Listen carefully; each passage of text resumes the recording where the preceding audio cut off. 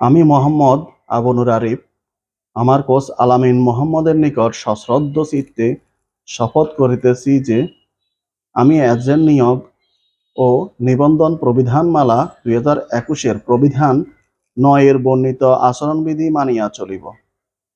Policy twisting, churning এবং রিবেটিংয়ের মতো বর্জনীয় কাজ থেকে নিজেকে বিরত রাখিব।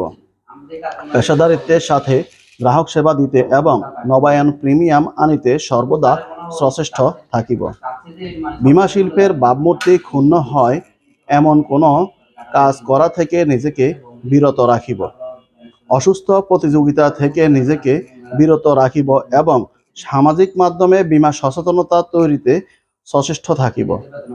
গ্রাহকের জন্য প্রয়োজনীয় সঠিক বীমা পণ্য বাছাই করতে এবং সঠিক তথ্য দিতে লুকোচুরি আশ্রয় নিব না।